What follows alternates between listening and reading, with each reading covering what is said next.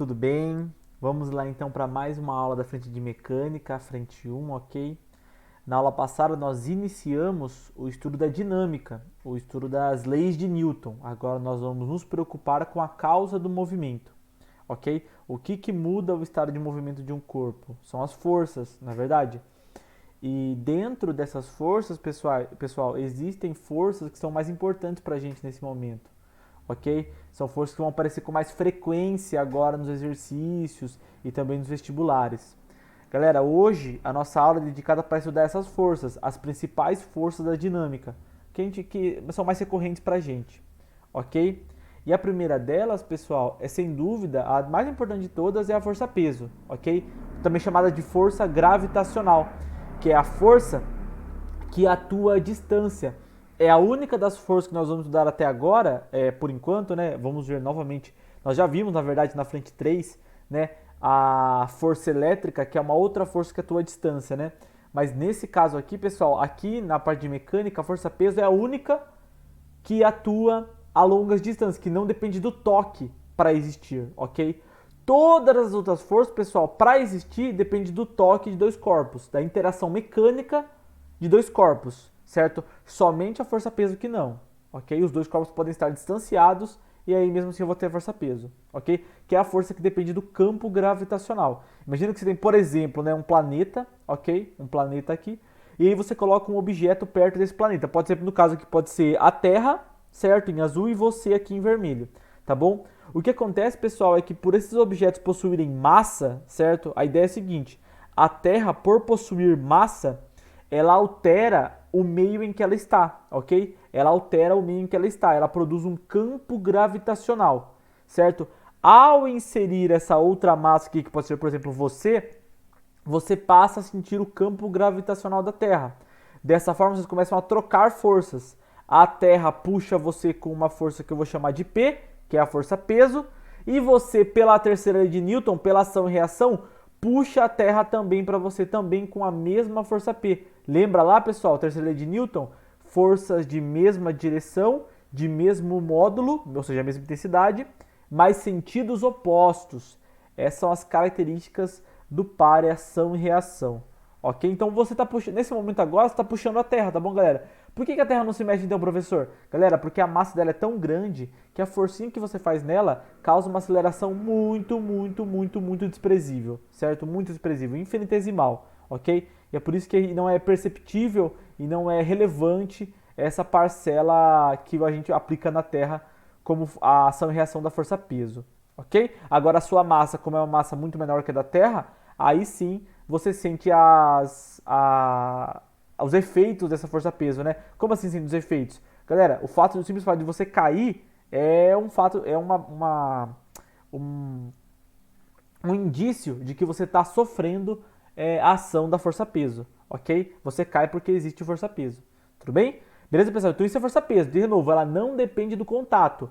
A Terra não precisa estar em contato com você para fazer força-peso em você. Até porque se você estiver no ar, você continua caindo, não é verdade? Experimenta subir num avião, subir a 1.000 metros de altura e pular, para ver se você não cai acelerado para baixo. Essa caída é a força-peso te puxando para o centro da Terra, ok? Então ela não precisa do contato com o corpo para existir. Ela é uma força que a gente chama de força de campo, ok? Então a força-peso é uma força de campo, atua à distância. Sempre que um corpo tiver massa, nele atuará a força-peso, ok? O único momento que você pode desprezar a força-peso é quando ele fala assim, despreze os efeitos gravitacionais. Aí você despreza a força-peso, ok? Porque o efeito gravitacional é a força-peso, tudo bem? E lembra, essa força, pessoal, ela sempre aponta para baixo. Em qualquer situação, ela sempre aponta para baixo, sempre aponta para o centro do planeta Terra, ok? E é lá onde está o par-ação e reação dela. De novo, o par-ação e reação da força-peso não é uma força que atua no corpo, é uma força que atua na Terra,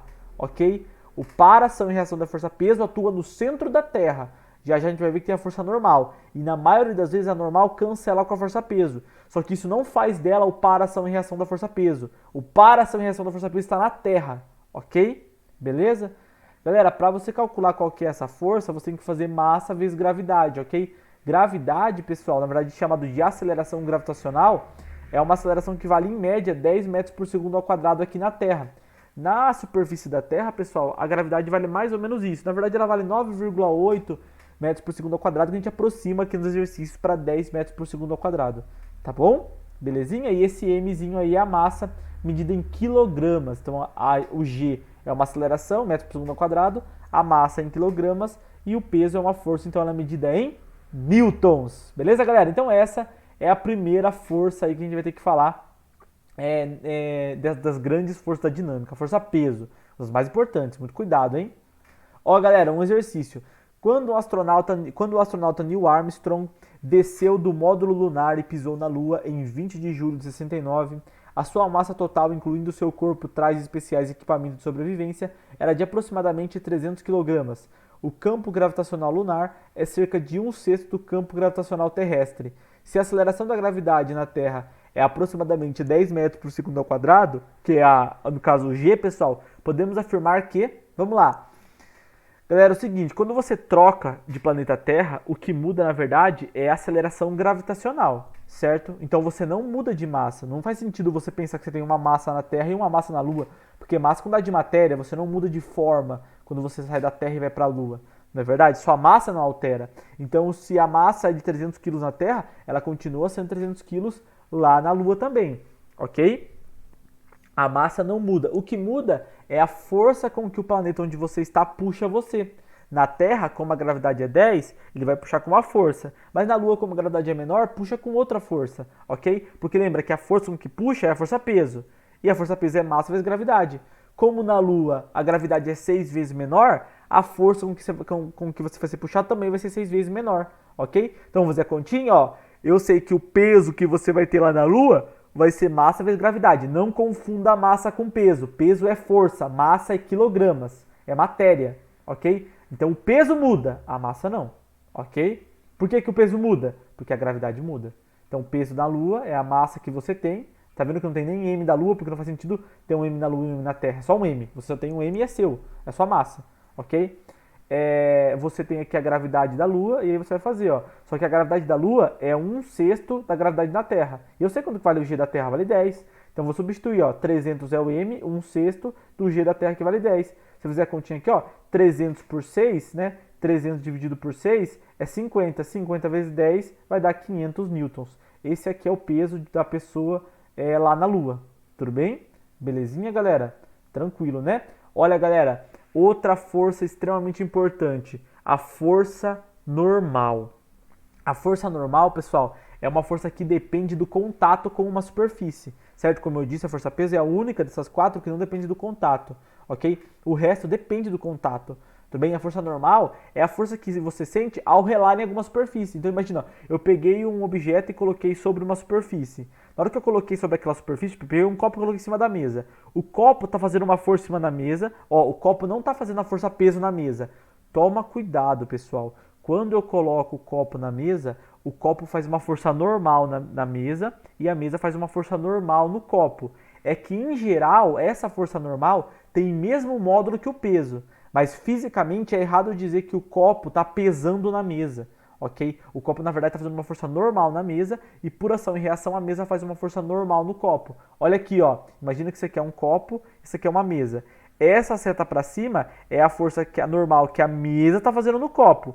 E, por ação e reação, o copo faz uma força na mesa. Olha aqui, ó. Está na mesa para baixo. Tá vendo, ó? Sentidos opostos, mesma direção e mesmo módulo, ok? São para ação e reação. Força normal, depende do contato. Essa força normal, pessoal, ela é obrigatoriamente perpendicular à superfície de contato. Então imagina aqui, ó, a superfície de contato está aqui, ó, ela é imagina que tem um ângulo de 90 graus, ó, o ângulo de 90 graus aqui, ó. Isso aqui é um ângulo de 90 graus. Então ela é obrigatoriamente perpendicular à superfície de contato, tá bom? Ó, imagina que você tem aqui a superfície, ó, imagina, ó, um bloco apoiado aqui na horizontal, força normal para cima, ó, o peso do corpo todo para baixo. Nesse caso aqui, como o bloco não está se movimentando para cima e para baixo, não tem aceleração nessa direção. Dessa forma, nós dizemos que a normal nesse caso aqui, ó, é igual ao peso. Mas isso não quer dizer que a normal é a ação e reação do peso. Lembra, a reação do peso está na Terra.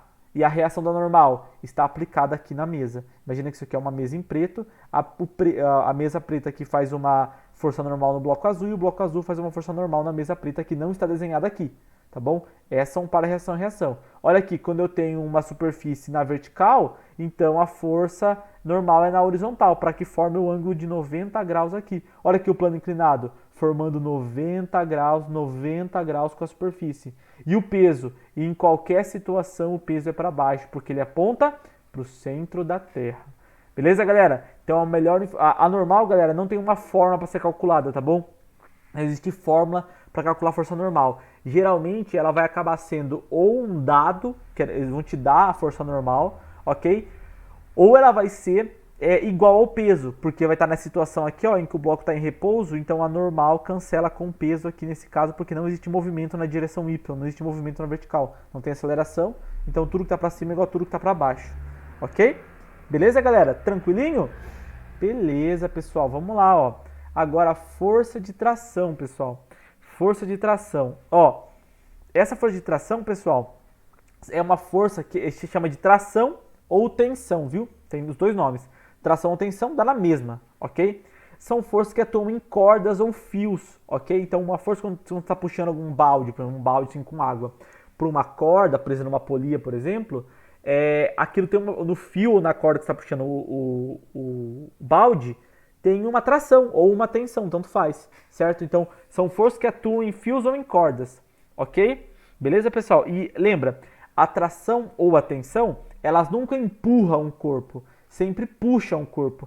Não faz sentido, né, pessoal? Já pensou você ligar uma corda num corpo e pensar em empurrar o corpo com a corda? Tipo, você pega a corda aqui, ó, imagina se essa forcinha tivesse virada para lá, você estaria empurrando o corpo com a corda, não faz sentido. Na hora que você for tentar empurrar o corpo com a corda vai afrouxar e você vai estar empurrando o corpo sem o auxílio da corda, não é verdade? Agora, quando você conecta uma corda em algum corpo, você quer puxar o corpo com a corda. Então, ó, tração e tensão sempre puxam. Tração e tensão sempre puxam, nunca empurram, certo? Então é sempre no sentido de puxar o corpo, de puxar o corpo. Qual que é a ideia, pessoal? Ó, por mais que você tenha a mesma intensidade, por mais que você tenha sentidos opostos aqui de tração, toda vez que for a mesma corda, vai ser a mesma tração, certo? Então, o que eu estou falando? Pessoal, olha essa corda aqui, ó. Imagina que essa tração vale 80 newtons. Essa daqui, então, tem que valer 80 newtons. Por quê? Porque perceba que é a mesma corda que liga no A ao B. Não é outra corda, é a mesma corda. Se é a mesma corda, é a mesma tração. Você fala assim, professor, já entendi. Se aqui é 80 newtons e aqui é 80 newtons, então quer dizer que na corda tem uma tração de 160 newtons? Errado. Tá bom, pessoal? Você não pode somar trações. Por que você não pode somar? Porque, na verdade, galera, elas têm sentidos opostos aqui. Lembra que é um vetor. Eu não somo as forças, ok? Na corda, teoricamente, a força que está atuando é somente uma das trações, ok? Não as duas somadas. Tudo bem? Belezinha, pessoal? Tranquilo? Então, ó, essa é a força que o B está fazendo no A e essa aqui é a força que o A está fazendo no B. Perceba que a corda é uma extensão do contato dos corpos, ok? Você não pode somar as trações que estão numa corda. Numa mesma corda, a tração é a mesma, ela é só transmitida, ok? Também não tem forma para calcular a tração, viu, pessoal? Geralmente a tração ou vai ser dada ou vai ser possível que você calcule a tração usando a segunda lei de Newton, certo? Não tem forma também para tração como tem para força-peso. Ok, pessoal? Deixa eu só conectar aqui para a gente de novo. Beleza, pessoal, tranquilo. Então, força de tração. Olha que beleza.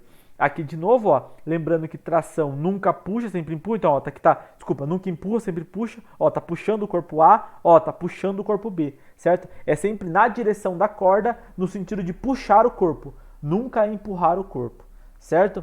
Olha que interessante aqui, ó, de novo, ó, estão puxando o corpo aqui, a tração atuando e aqui a tração atuando, ó, sempre no sentido de puxar o corpo, nunca de empurrar o corpo. Certo, pessoal? Tranquilo? Essa é a força de tração ou força de tensão. Tudo medido em newtons, tá bom? Ó, um exercício, pessoal. Na figura abaixo, nela temos um bloco de massa igual a 8 kg, suspenso por uma corda, e adotando G igual a 10 metros por segundo ao quadrado, determine o valor da tração na corda e marque a alternativa correta. Pessoal, olha que interessante. Vai ter uma força de tração aqui na corda para cima, né? vai ter uma força de tração aqui para cima e uma força peso aqui para baixo, né? Porque depende, perceba, não está em contato com nada, o bloco não está em contato com o solo. Se não está em contato com o solo, não tem força normal, porque a normal depende do contato. A normal depende do contato. Certo, pessoal? Então não tem força normal. Só vai ter força tração aqui para cima porque tem corda e força de peso aqui para baixo porque tem massa o bloquinho. Certo? Aí, ó, tração para cima, peso para baixo. Como não tem movimento, pessoal, como não tem movimento, não tem aceleração resultante, não é verdade? Já que não tem aceleração resultante, então a força resultante é igual a zero. Por isso que eu coloquei, ó, tração menos o peso igual a zero. Zero é a força resultante. Se eu passar o menos peso para lá, a tração é igual ao peso, certo? Ou seja, o que está para cima cancelou o que está para baixo. Por isso que não tem aceleração. E aí vai ficar que a tração é m vezes g, porque peso é m vezes g, né? Então a m que é 8, 10 que é a gravidade, vai dar que a tração é 80 newtons, a alternativa A. Certo, galera? Tudo bem? Beleza? Então, ó, exercício básico de tração. Fica tranquilo que a gente vai fazer nas próximas aulas muito exercício com tração, tá bom? Isso é só para dar uma introduzida. Pessoal, força elástica, olha que interessante. Força elástica, pessoal, é uma força que existe em molas, ok? Uma força que existe em molas. Uma mola, pessoal, quando ela está relaxada, quando ela está solta lá, não tem força elástica nela. Mas quando você comprime a mola ou estica a mola, passa a existir uma força naquela mola, ok? A mola começa a ou repelir você ou puxar você. Depende se você comprimiu ou se você esticou a mola, tá bom? Olha que interessante, imagina que você tem uma mola e essa mola aqui ela tá relaxada, que ela está no comprimento natural dela. Não tem força aqui na mola, certo? Não tem força aqui na mola, porque ela está no comprimento natural dela, está relaxada. Só que se você pegar esse bloco e arrastar ele para a direita, esticando a mola, perceba que você distanciou um tanto X aqui do comprimento natural dela. Esse aqui é o comprimento natural dela, você distanciou um pouco, você deslocou X do comprimento natural.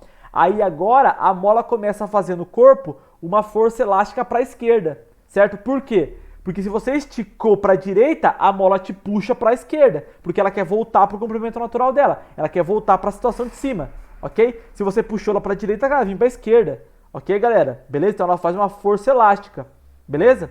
E aí, galera, é o seguinte, existem molas mais duras e existem molas mais moles, não é verdade? Já percebeu que, por exemplo, amortecedor de carro é uma mola extremamente dura. E aquelas molinhas de brincar, pessoal? Aquelas molinhas de brincar são molas bem molinhas, bem levinhas, ok?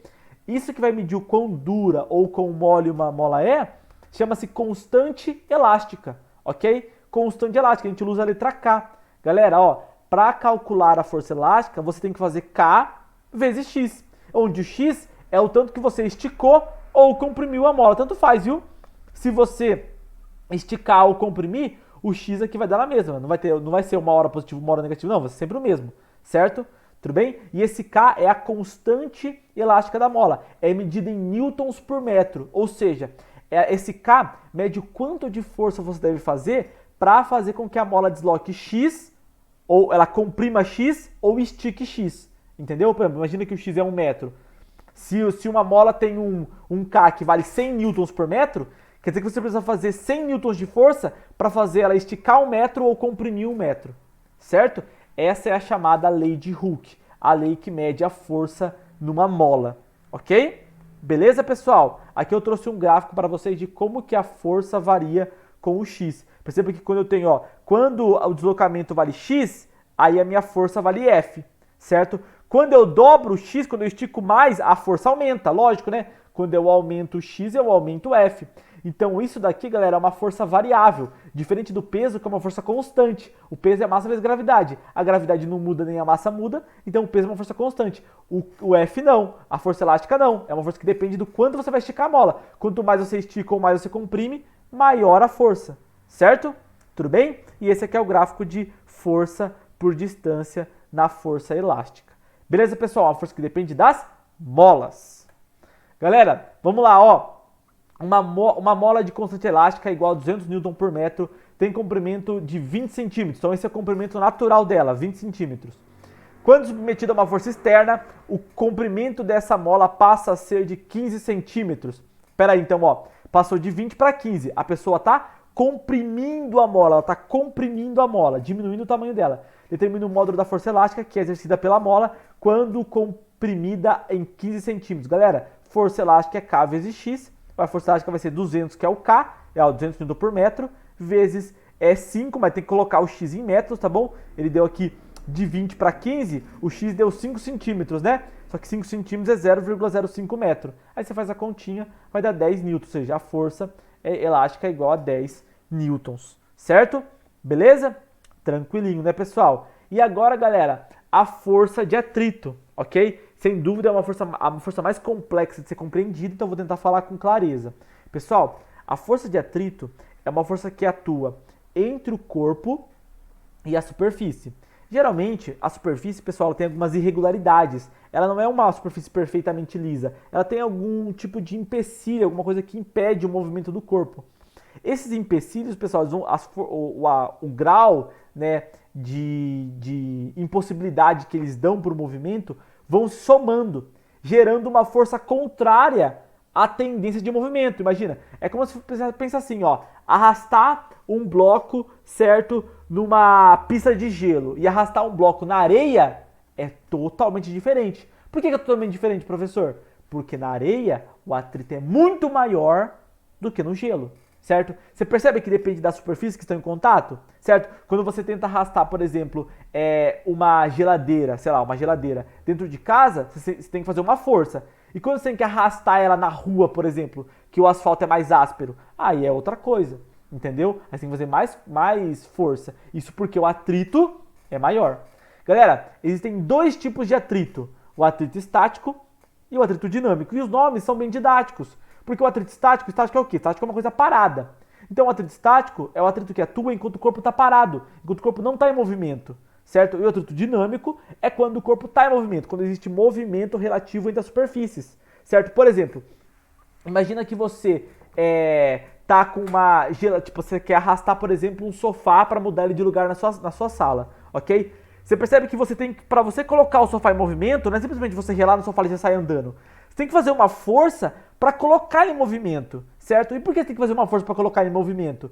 Porque o sofá tem atrito com relação ao chão, ok? E para vencer o atrito estático, tem que fazer uma força, um determinado valor de força. Tem que fazer o máximo valor de atrito estático. Depois que você passa desse valor de atrito estático, o sofá entra em movimento e começa a arrastar pelo chão. Nesse momento que ele começa a arrastar pelo chão, o atrito continua existindo, mas agora quem está atuando é o atrito dinâmico, certo? Então, peraí, ó. Enquanto o corpo está parado, enquanto o corpo, a velocidade do corpo vale zero, quem atua é o atrito estático. Quando o corpo entrou em movimento, quando ele tem velocidade, aí quem passa a atuar é o atrito cinético ou o atrito dinâmico. Pessoal, o atrito estático é variável e o atrito dinâmico é um valor constante. Olha só, pessoal, o atrito estático, ele sempre vai valer o valor da força que você fizer. Imagina que isso aqui, ó, que você está tentando fazer é arrastar uma carrocinha, por exemplo. Você quer colocar ela em movimento, você está fazendo uma força F aqui para arrastar ela.